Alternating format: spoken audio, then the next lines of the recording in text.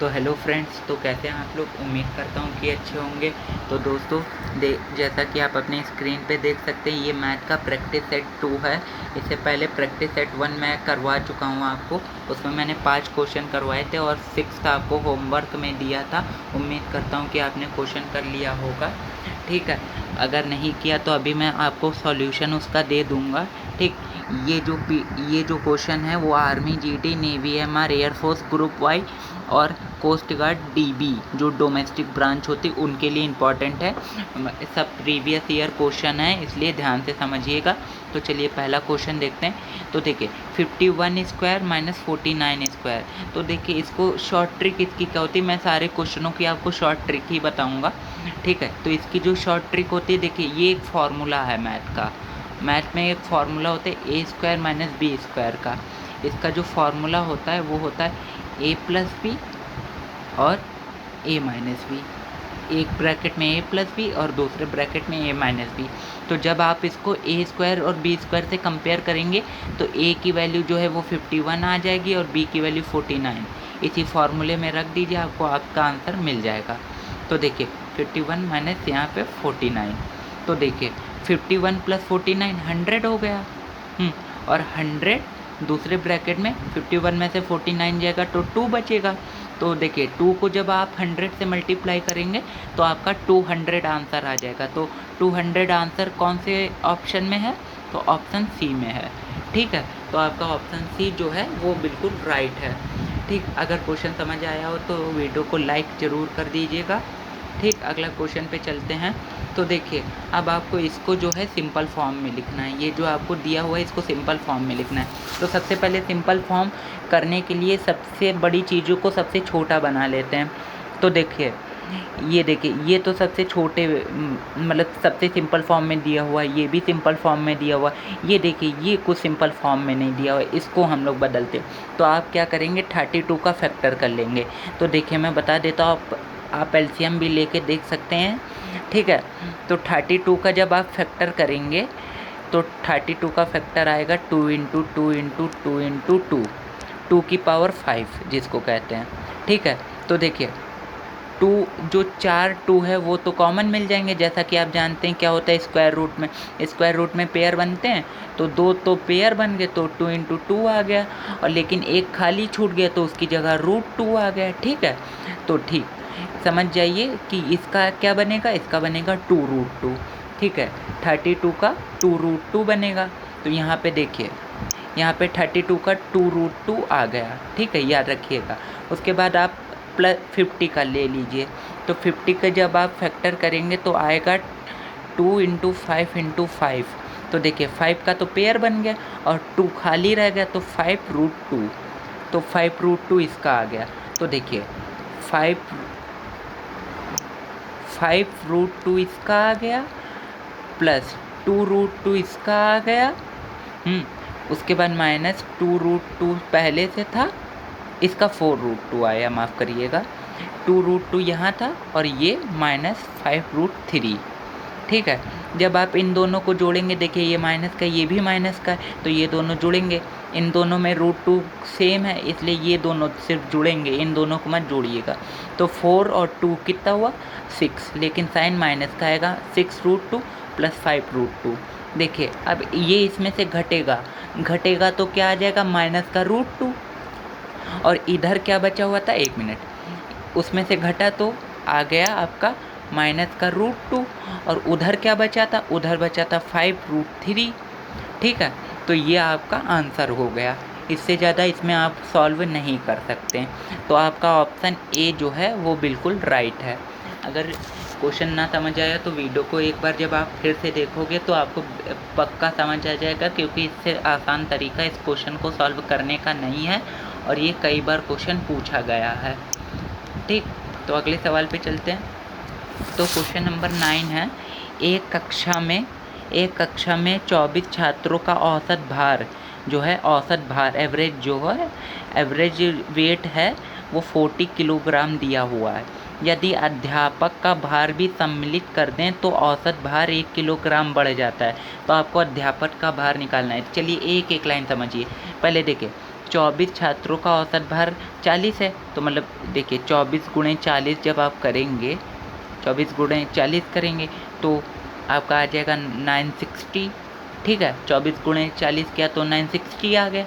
उसके बाद अब क्या आपसे कह रहा है, यदि अध्यापक का भार भी सम्मिलित कर दें तो औसत भार 1 किलोग्राम बढ़ जाता है। देखिए पहले 24 छात्र थे, अब एक अध्यापक भी हैं, तो कुल लोग कितने हो गए, 25 हो गए, टोटल लोग 25 हो गए और 1 किलोग्राम वेट बढ़ जाता है। पहले औसत भार कितना था, 40 था, अब 1 किलोग्राम औसत भार बढ़ गया तो औसत भार क्या हो गया, 41 हो गया। इन दोनों को गुणा कर लीजिए, तो 25 एकम 25 का 5, 2 कैरी, 25 चौके 100 और 102, 1025।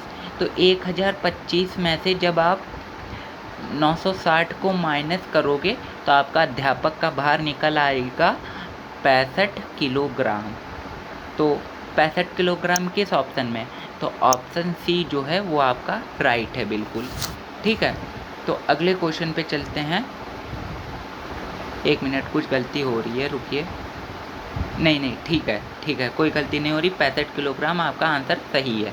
ठीक, अगले क्वेश्चन पे चलते हैं। तो देखिए क्वेश्चन नंबर 10 है कि 6, 8, 10 x और 7 का औसत 8 है, औसत 8 है तो x का मान ज्ञात कीजिए। तो देखिए इसका तरीका क्या है क्वेश्चन का, इस क्वेश्चन को करने से पहले आपको औसत का फॉर्मूला पता होना चाहिए। तो औसत का फॉर्मूला होता है, मैं ऐसे लिख देता हूँ उसे, औसत बराबर होता है, औसत बराबर होता है जो आपको नंबर दिए रहते हैं, जो नंबर दिए रहते हैं sum of numbers, sum of all numbers और टोटल नंबर्स, मतलब जितनी गिनतियां हैं, गिनतियों का योग और टोटल नंबर। ठीक है, ये होता है औसत का फॉर्मूला। तो देखिए अब आप लोग एक बात ध्यान दीजिए, औसत आपको कितना दे रखा है, 8 दे रखा है, औसत आपको 8 दे रखा है। हाँ, और देखिए औसत 8 दे रखा है और गिनतियाँ टोटल कितनी दे रखी, 1 2 3 4 5, 5 गिनतियाँ दे रखी हैं। और अब आप 6 + 8 + 10 + x + 7 को जब जोड़ोगे तो कितना आएगा, 14 10 24 7 31, 31 + x आया, प्लस x आया बराबर 5, उधर जाके मल्टीप्लाई होगा तो 40 आएगा। और 40 में से अब देखिए जब 31 इधर आएगा तो माइनस का हो जाएगा, 40 में से 31 जाएगा तो कितना बचेगा, 9 बचेगा। तो 9 आपका कौन से ऑप्शन में है, तो ऑप्शन सी जो है आपका करेक्ट है, बी, माफ़ करिएगा, ऑप्शन बी जो है आपका वो करेक्ट है बिल्कुल। तो ठीक है, अगले क्वेश्चन पे चलते हैं। तो अगला क्वेश्चन है 35 सेंटीमीटर, 2 मीटर और 50 सेंटीमीटर का कौन सा प्रतिशत है।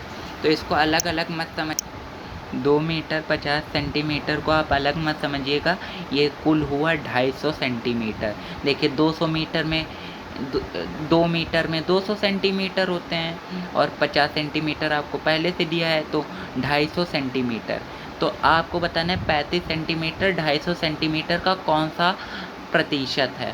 तो जो 35 सेंटीमीटर है तो इसका सॉल्यूशन कैसे करेंगे, 35 ऊपर रखिए, जिसमें से आपको प्रतिशत निकालना है उसको नीचे रखिए, 250 सेंटीमीटर और गुणे में 100 कर दीजिए। प्रतिशत में बदलने के लिए गुणा 100 करते हैं, तो 0 से 0 कट गया, 5 2 जा 10, 5 5 जा 25, 5 5 जा 5, 5 7 जा 35, 7 × 2 14, 14% आपका आंसर आ जाएगा।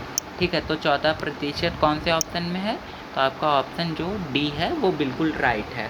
तो चलिए कल वाला क्वेश्चन बता देता हूँ मैं। तो कल वाला क्वेश्चन रुके देख लेता हूँ मैं क्या था। तो कल जो मैंने क्वेश्चन आपको दिया था उसमें ये बताना था कि 200 और 300 के मध्य 13 से विभाजित होने वाली कितनी संख्याएं हैं। मैं फिर से बोलता हूँ आपसे, 200 से 300 के मध्य 13 से विभाजित होने वाली कितनी संख्याएं हैं।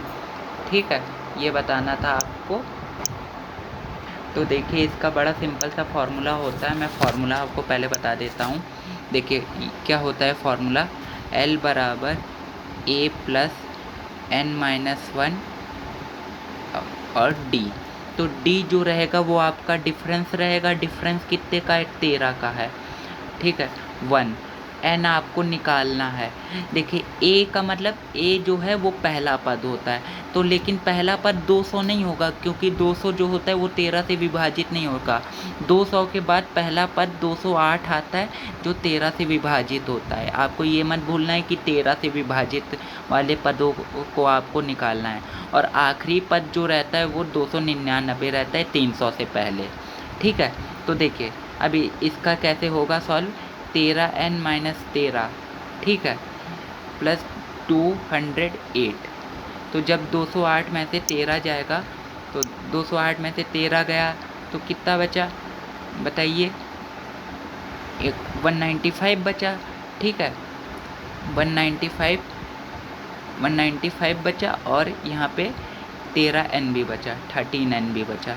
ठीक है, 13n बचा, और इधर कितना बचा 299 बचा। ठीक, तो देखिए जब ये इधर आके माइनस होगा तो कितना बचेगा, 299 में से जब आप 195 को माइनस करोगे तो कितना बचेगा, 9 में से 5 गया 4, 9 में से 9 गया 0, और 2 में से 1 गया तो 104 बराबर 13n। तो जब आप 13 से इसको डिवाइड मारोगे तो 13 6 जा 78, 13 7 जा 91, 13 8 जा 104। तो आपका 8 जो है वो करेक्ट आंसर आ जाएगा। तो मतलब 200 से 300 के मध्य टोटल 8 संख्या हैं जो 13 से विभाजित हो जाती हैं। तो उम्मीद करता हूँ कि आपको वीडियो पसंद आया होगा। अगर वीडियो पसंद आया तो चैनल को सब्सक्राइब कीजिए, वीडियो लाइक कीजिए, और ज़्यादा से ज़्यादा शेयर कीजिए। अभी जीके और जीएस की भी वीडियो आनी बची है आज के दिन। ठीक है, तो उस वीडियो में मिलते हैं, तब तक के लिए बाय।